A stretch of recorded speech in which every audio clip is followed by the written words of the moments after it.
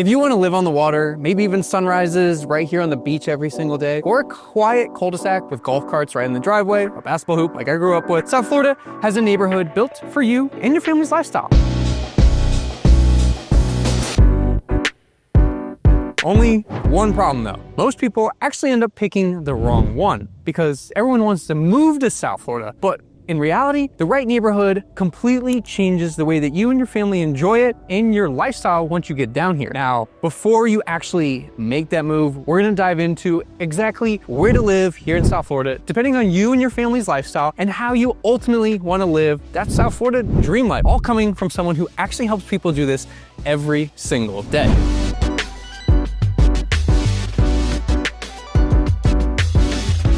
You're probably wondering, why in the world does this matter? South Florida is just Miami, Fort Lauderdale, Boca, and West Palm at the end of the day. Well, yes, that's true. It couldn't also be further from the truth. It's not just one lifestyle in South Florida or any of those cities. It's dozens and dozens of different ones, all within 30, 40 miles and across 3 different counties. And we've seen people make this decision based on price, and I understand it completely, but sometimes you might regret it if the lifestyle doesn't match. Like for example, me and my brother worked out 10 o'clock the other night. I'm gonna hit Smoothie King after naturally, or even the Mecca Chipotle. Both are closed in Coral Springs. That wouldn't happen out east. They might be closed, but things are usually open a little bit later because every neighborhood really has its own vibe, rhythm, and crowd. And at the end of the day, it's not people only relocating here. We also have locals moving too. We have people from Miami moving north into Broward, people from Broward County moving from west to east to be closer to the water. Now they're empty nesters. And then people in Palm Beach County moving a little bit further north into places like that of Jupiter, Palm Beach Gardens, maybe even Palm City and Stewart, which are technically not South Florida, but that's for a different video. Now on top of that, we also have some massive redevelopments happening here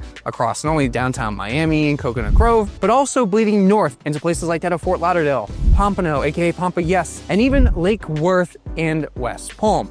At the end of the day, your neighborhood completely determines your happiness more than the city ever will, because let's be real, you're spending most of your time at home anyway, and if you're not, we got a perfect neighborhood for you. And in this video, I think the best way to break it down is to break down each neighborhood by the lifestyle that you and your family are looking for. Now, if you're a boater or you want to live that waterfront lifestyle, the neighborhoods that have to be at the top of your list are that of pretty much all the Las Olas areas. So Las Olas Isles, Idlewild, Riviera, Seven Isles, you get it. Then Lighthouse Point, Coral Ridge, and even Jupiter Yacht Club and Admiral's Cove. So most, if not all of these neighborhoods have deep water canals, no fixed bridges, and private dockage right behind your home or in front of your home like that of Idlewild. Now, the no fixed bridges thing is big because that means you could fit a very large vessel back there because you don't have to worry about clearances. You also have pretty much faster access to the ocean. Your minutes in most cases to some of the major inlets like that of Port Everglades, Hillsborough Inlet, Hollover, even the Jupiter Inlet. It's perfect for those who want to go offshore fishing, sandbar days at the 17th Street Sandbar, Peanut Island, which is my personal favorite, even the Hollover Inlet, which has technically been dredged, but is still kind of there. Now, the one thing you don't have as much of is walkability to a lot of dining options, but you're still right in the heart of everything. Price range wise, you're looking at about the low to mid $2 million range, so about $5 million. And then deep water luxury, like a lot of these homes over here, you're well over 10 million to probably 30 to 40 million dollars.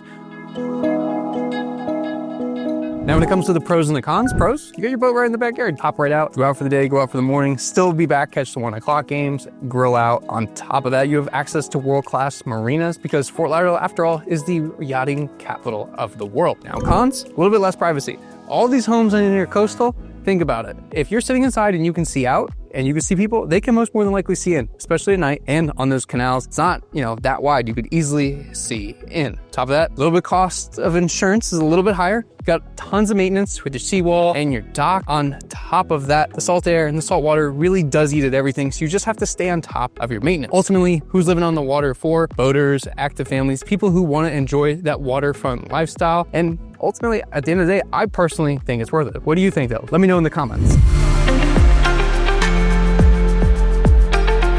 Now, what about for walkability, young professionals, and social energy? Well, Flagler Village, downtown Fort Lauderdale, and the Las Olas area, Brickell, obviously, Midtown and Edgewater, as well as downtown West Palm. All these areas, you can walk to pretty much everything. The gym, restaurants, cafes to grab your morning coffee, even Publix. It's probably one of the best areas, well, these are the best areas for networking, meeting people, and a social life if you want to be able to be out and about very, very quickly. That high-rise energy thing, but you have amenities, the security, all the modern finishes. I wouldn't be 100% honest with you though. I don't think I use any of the amenities besides maybe the gym and the sauna. Now, the other nice thing about it is you can walk to pretty much all the brand new restaurants and fitness studios because it seems like a new one is opening all the time. We just went to Amazonico down in Brickell.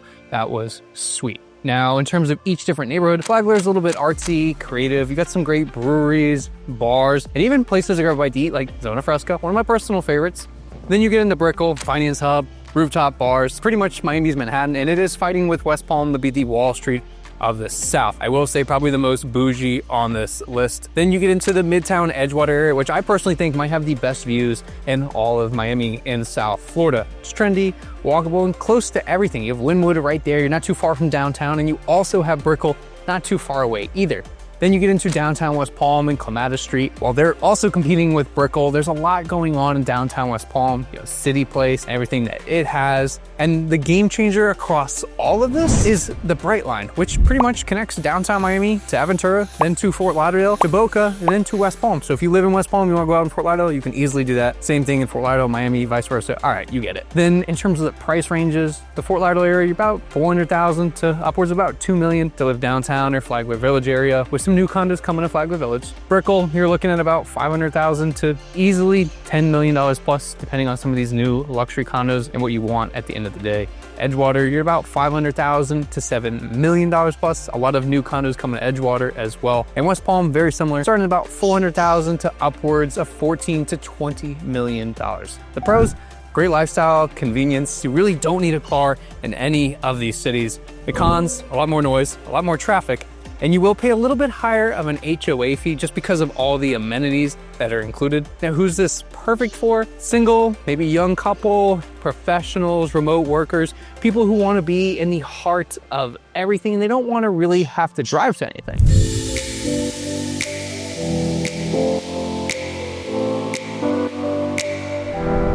No, Joe, what if I have a family? Well, I have a dog. That's kind of close, right? No, I'm just kidding. I understand if you have a family, you want a little bit more space, a little bit more privacy, and plenty of great parks. Some of those best neighborhoods that fit this are like that of Boca, both East and West Boca, Parkland, Coral Springs, where I personally grew up, even Cooper City and the Gables. Now, across the board, all these areas do have some of the top-rated public and private schools in all of South Florida, according to nicheandgreatschools.org. Plenty of different sports complexes, parks, and green space, and most importantly, plenty of youth sports, whether basketball, baseball, softball. There's even rugby, lacrosse now. I really wish we had that track. There's something all year round because, as you know, the weather down here is perfect all year round for sports. And across the board, it does have a lot more suburban type feel, plenty of strip centers with everything you can need from grocery stores, restaurants, even a little bit of nightlife, and plenty of gyms, and most importantly, Home Depot and Lowe's. It's not like, a traditional weekend without 15 trips to Home Depot with my dad.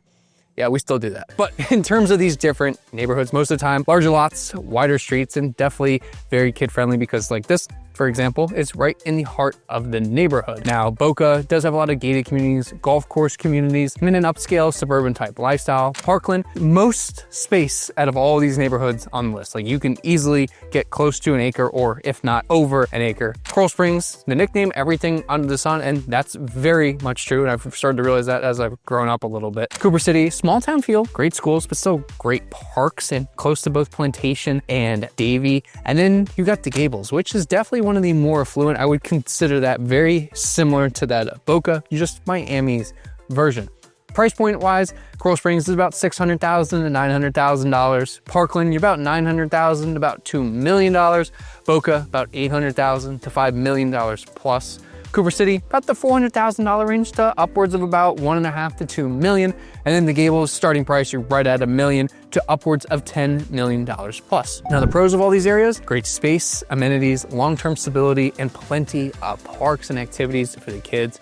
Cons, a little bit less nightlife, a little bit more quiet, and a little bit more driving. If you want to go out and go out east, you're gonna drive about 20 to 30 minutes, which isn't the worst thing in the world. I mean, I did it pretty much my entire life. Who's it for? Families, future families, and people who prioritize school, space, and outdoor activities and parks. Now, what about for beach lovers? Well, you're in luck. Ooh, almost fell down. So the best neighborhoods here to live on or near the beach, gotta be Lauderdale Beach, Pompano Beach, Deerfield Beach, sunny Isles, and then by far the most walkable Miami Beach. Now this is all true walk to beach living. You really don't have to go back across the bridge. All of them have grocery stores, restaurants, bars, even parks. You don't have to go back across, and that's the ultimate dream. You're just gonna live near the beach, and in most cases not even need a car, which is probably the best thing. You get beautiful sunrises. A lot of the units do have flow throughs, so you have sunsets in the evening, and honestly I prefer a west facing unit on the beach. That's just me, because at night it's pitch black.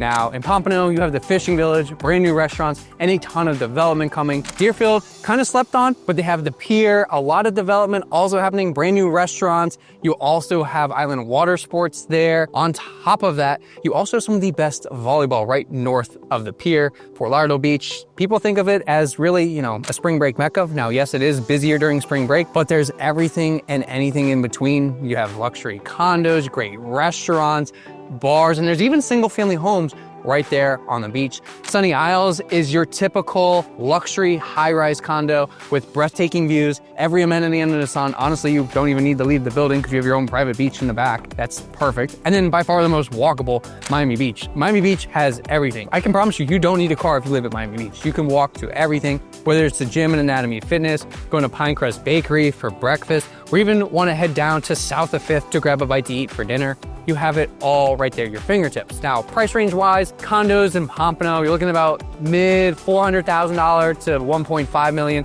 On the resale side, there are new developments coming, which we will talk about. In Lauderdale Beach, you have waterfront homes or beachfront homes in the $4 million range.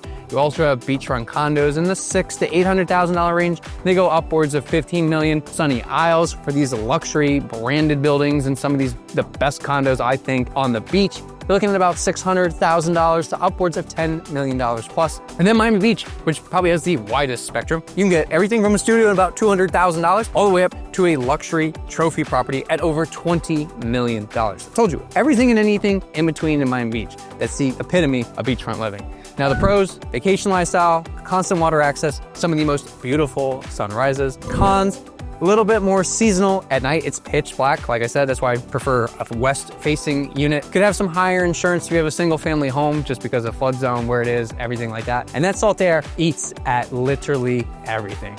Now, who's this for? People who love the beach, retirees, people just looking to escape the cold, second home owners, and even investors because of the strong rental demand. Now, what if you want a little bit more prestige, a little bit more privacy, and ultimately that quiet luxury? Well, those neighborhoods are pretty easy to come by. We have Coconut Grove, Golden Beach, Lighthouse Point, Rio, and then Boca's gated communities, and I would say pretty much the greater Boca area in general. Across the board, for the most part, you have tree-lined streets, historic charm. You do have some modern builds though. There's also gated privacy in almost all these communities with low density neighborhoods. You're not having a bunch of high rises all around. There are some high rises in Coconut Grove, but it's nothing like you have a high rise looking right down into a single family home community. Now, Coconut Grove is a little bit more bohemian luxury, probably the most walkable. You've got great shops and everything as well. Probably some of the best bars and restaurants like that of Barracuda's, and the new Chuggies that just opened, I do want to go and try. You also have some of the best schools between that and Boca, at least according to Niche. I will say Ransom Everglades though in Coconut Grove is by far not only the nicest high school I've ever been to, but probably top 5 school of all time that I've ever been to. It's that nice. Then you get into Golden Beach, which has its own private police force. You're right there on the beach, like the waterfront mansions. It's its own city. I promise you, you don't want to speed here. Let's be real though, you don't want to speed in general. It's not worth the ticket. Click it or ticket as well. Boca, you have some of the best gated communities, country club living at its finest. Even if you don't golf, there are some communities like that of Lotus and Boca Bridges and even Seven Bridges where you don't have the golf aspect of it, but you still have all the resort style amenities, pool, clubhouse, gym, everything, even a restaurant. Then you have Rio, which is kind of like Fort Lauderdale's hidden pocket. It's honestly one of my favorite neighborhoods here in Fort Lauderdale. Walkable to downtown, waterfront homes, great community, very tight knit, and there's even a park within the community. Now, the entry-level price point across the board for these neighborhoods, you're sitting at about right around 1.5 million. Are there some in Boca that are gated? You can get in like the mid 500s? Yes, but it's a little bit of an anomaly because they are membership communities with about $100,000 buy-in, for example, Broken Sound. The mid-tier, you're looking at about $3 to $7 million. And then you have luxury estates ranging from about 10 million all the way up to $40 million plus, especially for some of these waterfront ones. The pros, you got peace, safety, and prestige at the end of the day, and you're being able to network with like-minded professionals, individuals, and families. The cons, obviously a little bit higher buy-in, some higher holding costs as well, and definitely some slower turnover, which is technically a pro because people really don't want to leave these areas. Now, who it's for at the end of the day? Executives, families, and high net worth buyers wanting that privacy and exclusivity at the end of the day. Now, what about up and coming neighborhoods or value? Where's the growth potential? Well, I got 4 perfect neighborhoods for you. The first one, Pompano, aka Pompey S, which I'm probably the most bullish person on the internet for. You got Lake Worth, West Palm, and oddly enough, Fort Lauderdale as well. Now, across the board with all these cities, there's a lot of new construction and a huge redevelopment boom, which is really fueling this. For example, here in Pompano, there's over $1 billion being dumped into the city with the new pier and fishing village, which we're standing on right now, which is also shaped like a fish. Fun fact, the new downtown project, the Pomp, which is bringing, well, there's already a Harrah's casino and a Topgolf, but it's also bringing PVR as well as a sports and social, along with residential, commercial, retail space, and all the brand new condos that are going to completely transform the skyline, which we will talk about in a minute. Then you have West Palm, which is competing to be the Wall Street of the South. Stephen Ross said that he wants to make Palm Beach County and West Palm the most important county in the entire United States. And so far he's doing it. He has stepped down from Related to Ross and started bringing some magnificent projects and development here to West Palm, along with a ton of financial firms that are also now calling West Palm home. And I think that's the key right there with the job growth, along with these luxury buildings that are coming. The first Cleveland clinic in downtown will be actually the first hospital in downtown in over 100 years. You also have City Place, which has now brought Equinox, Solid Core, plenty of great restaurants, shopping, and even the $1 billion Nora District neighborhood. Yep, West Palm is booming. Will it be the new Wall Street of the South? We will see. Then you get into Lake Worth. All that West Palm expansion is going north and south, and it's going to expand into Lake Worth as well. And I think of the development here in Lake Worth very similar to what happened in Delray over the last 10 to 15 years, along with the New Horizon program, which is looking to bring 2 hotels, a golf course, and an oceanfront park with restaurants and retail right there on the beach. And the thing I like the most about Lake Worth, to be honest with you, is the multifamily setup. You have duplex, triplex, and quadplexes, but they're individual units on a parcel. So you can have 4 like individual homes on one parcel, which is a really cool thing. And I think there's a lot of interesting things you could do with it. And last but not least, we have Fort Lauderdale, which is trying to compete with Miami. It's never going to be Miami. I hate to burst your bubble, but it has a lot of similar aspects, not as crazy. So we're bringing some of those luxury condos, and there's just an untapped market for it. And we'll talk about those condos in a minute, along with all the projects coming to Fat Village and Flagler Village, which are bringing retail and commercial space along with residential units. Now, price point wise and everything except for West Palm, you can be in a $400,000 to $600,000 range. Now, areas in Northwood, you probably could. El Cid, you're probably closer to $1 million in West Palm. Condo wise though, across the board, about $250,000 to about $650,000 is that sweet spot for all 4 of them. And the pros? Great appreciation potential here, entry level affordability, and you get to get in at the ground floor. Cons, definitely still transitioning. You have some mixed pockets and things, and you really don't know the timelines for a lot of these projects, which is probably the biggest hurdle for a lot of it. Pompano is probably the furthest along. I would probably say after that, West Palm, and then Fort Lauderdale. Now, who is it for at the end of the day? Investors, first-time home buyers, early movers, and people who really want to get in at the ground floor. Now, I will say people definitely get some things wrong about South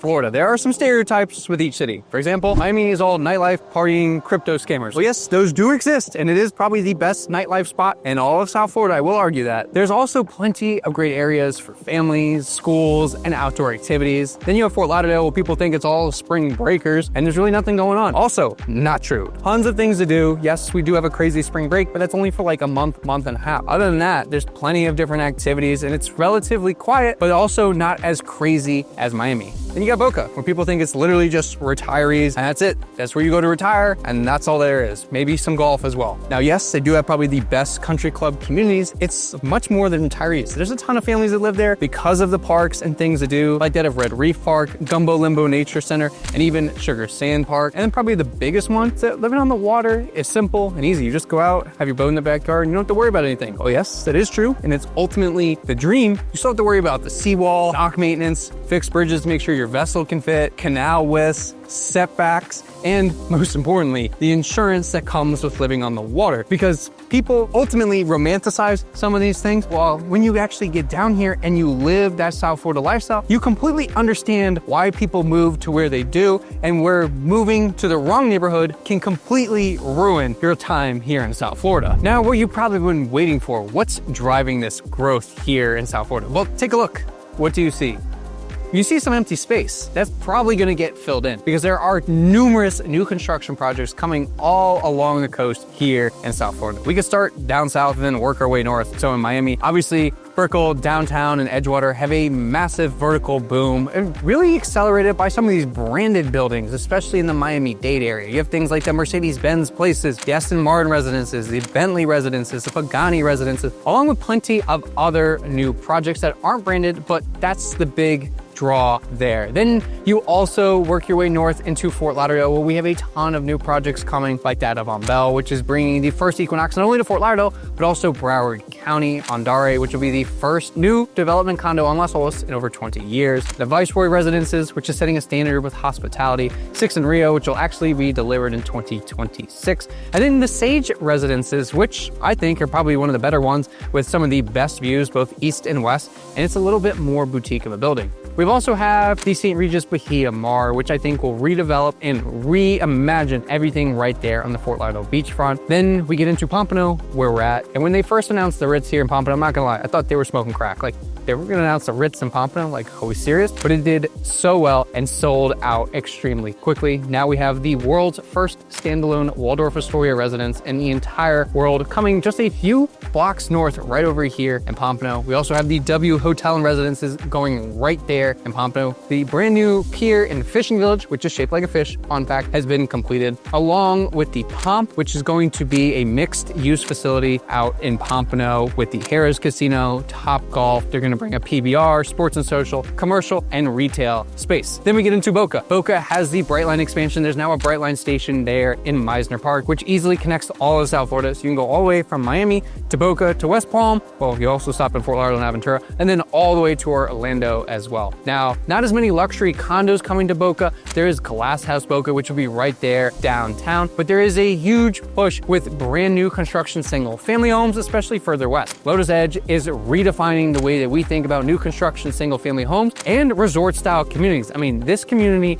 is unreal. I would live there in a heartbeat. And then we get to probably one of my favorite ones and everything that's going on, and that's West Palm. So like we talked about before, Stephen Ross stepped down and started Related Ross to help develop West Palm and everything going on. And you can 100% see it in the buildings and projects coming, like that of the Mr. C residences, the Ritz-Carlton West Palm, Forte on Flagler, and South Flagler House, just to name a few of the projects coming, on top of brand new commercial spaces, everything going on with City Place, the new Equinox, Solid Core, plenty of great restaurants, and the $1 billion Nora District, which actually just opened phase 1. Now, why does all this matter? It gives you an idea of the long-term property values and everything that's coming and being developed in all these cities, where they're putting money, and ultimately who it's attracting. Because I'm not gonna lie to you, almost all of these, except for like a handful, start well over $1 million, which means you're having high-income relocators move into the area, and that means more infrastructure, more businesses, and it just helps everyone across the board. Ultimately, at the end of the day, everyone thinks that South Florida is cooling off and the end is near, when in fact, it's actually transforming. And it's transforming vertically. And this is where knowing the pre-construction pipeline that ultimately gives us and our clients a massive advantage with understanding the South Florida marketplace. Okay, this all was great, but where should you live? Now look, I can't tell you where to live, but I can guide you based on you and your family's interests. Like, if you're a boater, Fort Lauderdale, Lighthouse Point, Jupiter, easily take the cake. Your family, maybe you want a little bit more space, Boca, Parkland, Coral Springs, all great options. Walkability-wise, Brickell, Flagler Village. Honestly, probably Brickell, let's be real. You're a beach lover, Pompano, Deerfield, Miami Beach. You also get the walkability. See where I'm going with this? Quiet luxury, the Grove, you can't beat it. Golden Beach, maybe even Rio. You're looking for value, trying to get the most bang for your buck and invest in the future of South Florida. By far my pick, where I would personally invest, Pompano. We also have Lake Worth, everything going on in West Palm, and even Fort Lauderdale. So let me know in the comments, which one fits you and your family's lifestyle the best? So there you have it. Those are the best neighborhoods here in South Florida that pretty much fit every lifestyle that you could imagine. We have everything. You want to live on the water, the beach, downtown, walkable, a little bit more space. There's really something for everyone. And if you or anyone you know are looking to make a move here to South Florida, me and my team would love to be a real estate resource of choice. You can call us, email, text us, whatever's easiest for you. We got you, and we'll see you in the next video.